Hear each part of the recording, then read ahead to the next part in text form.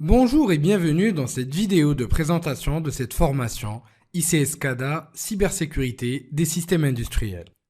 J'aimerais tout d'abord, avant de commencer cette formation, partager avec vous un petit extrait de l'art de la guerre de Sun Tzu qui a été écrit plus de 450 ans avant Jésus-Christ et qui reflète exactement la situation actuelle dans notre cyberespace. Qui connaît l'autre et se connaît lui-même peut livrer 100 batailles sans jamais être en péril. Qui ne connaît pas l'autre mais se connaît lui-même pour chaque victoire connaîtra une défaite. Et qui ne connaît ni l'autre ni lui-même perdra inéluctablement toutes les batailles. Face donc à la tendance exponentielle des différentes attaques sur le cyberespace, de la sophistication des différentes attaques et de l'implication aujourd'hui des États dans les cyberattaques, on est donc obligé de pouvoir se connaître soi-même, plus précisément de connaître ses forces mais aussi ses faiblesses, en d'autres termes ses surfaces d'attaque potentielles, de connaître à qui on a affaire, comment il procède et d'où cette entité peut-elle nous attaquer.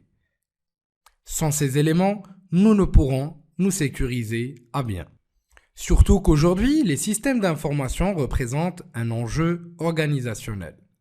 Ils représentent donc une base pyramidale pour toute entreprise ou organisme, quel qu'il soit. On a donc une obligation de continuité d'activité, quel que soit le type d'incident ou de menace. À savoir que les systèmes d'information industriels sont encore plus sensibles et plus complexes à gérer. Et sans un schéma directeur précis et clair, prenant en considération toutes les différentes menaces existantes, nous ne pourrons nous défendre correctement. Les systèmes industriels ou systèmes de contrôle industriel pour ICS, Industrial Control System, sont très souvent confondus avec d'autres catégories de systèmes. Donc effectivement, l'ICS est exactement ou représente exactement la même chose que l'IACS pour Industrial Automation and Control Systems. Mais il est très souvent confondu avec SCADA pour Supervisory Control and Data Acquisition qui va pouvoir plutôt concerner la partie de supervision des différents systèmes ou des différents composants de notre système d'information industriel et parfois aussi confondu avec les DCS pour les systèmes de contrôle distribués. Avant de continuer, il est donc extrêmement important de pouvoir lever l'ambiguïté sur les systèmes ICS ou les systèmes de contrôle industriel.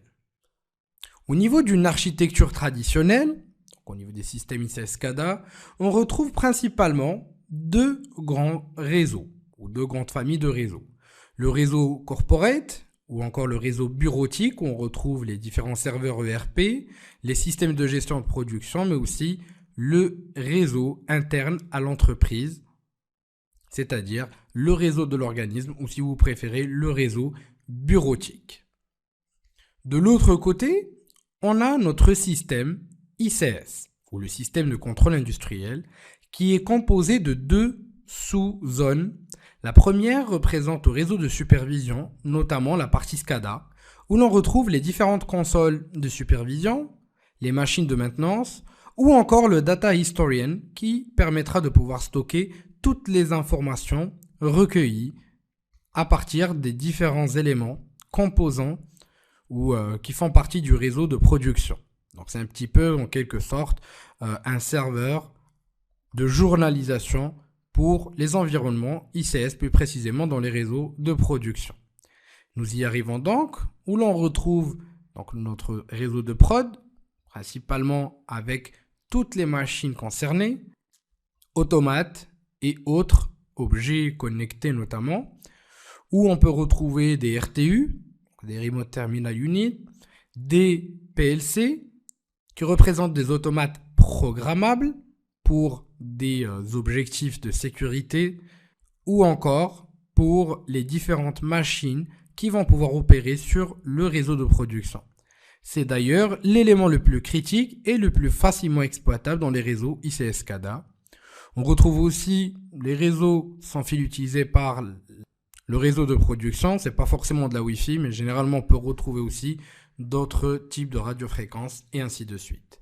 Il est donc très important de pouvoir comprendre cette séparation qu'on va traiter plus en détail au niveau du chapitre de présentation générale.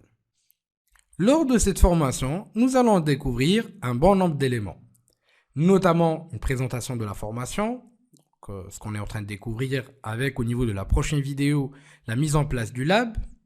On découvrira aussi les aspects de la sécurité des systèmes industriels, tout ce qu'il faudra savoir pour suivre à bien cette formation, notamment des retours sur expérience par rapport à des malwares, des définitions, ou encore la découverte ou le rappel des standards de gestion de vulnérabilité. Nous passerons par la suite à la sécurité des attaques sur les protocoles et les automates programmables, où l'on va pouvoir découvrir ensemble les attaques sur les protocoles ICS-SCADA. On va essayer de manipuler donc Wireshark pour un contexte de système industriel. On va découvrir différents protocoles, ainsi que les attaques sur ces derniers, tels que le protocole Modbus, Profinet, EtherIP ou encore BACnet. Nous découvrirons aussi d'autres attaques complémentaires sur les PLC. Ensuite, nous allons découvrir les tests d'intrusion au niveau des environnements ICS-SCADA, notamment en exploitant Metasploit, en arrivant sur un réseau bureautique et en pivotant sur un réseau industriel. Par la suite, nous arrivons sur la partie des attaques sans fil, où nous discuterons de la sécurité des réseaux sans fil, pas forcément juste de la partie Wi-Fi. Nous allons découvrir un petit panorama des attaques sur les radiofréquences et les différentes attaques et méthodologies de protection dans ce sens. Par la suite, nous découvrirons l'analyse ou quelques techniques d'analyse de malware, mais aussi la sécurité physique des environnements ICS-SCADA et notamment une partie sur la défense en profondeur des différents composants de votre infrastructure ICS-SCADA. Nous finirons ensuite par une petite conclusion et perspective de cette formation. Cette formation s'adresse principalement aux auditeurs et pentesters, aux responsables de sécurité ou encore aux automaticiens, sans oublier les architectes et administrateurs réseau et systèmes ICS-SCADA. Et comme d'habitude, à tout passionné qui souhaite donc découvrir de nouvelles choses. Les connaissances requises afin de bien suivre cette formation sont les suivantes, donc notamment connaître les bases en réseau et système et avoir de bonnes connaissances générales en sécurité des systèmes d'information.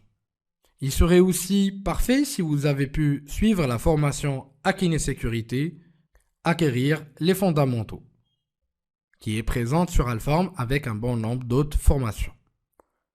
Sans plus tarder, allons découvrir ce monde magnifique de la sécurité des systèmes industriels.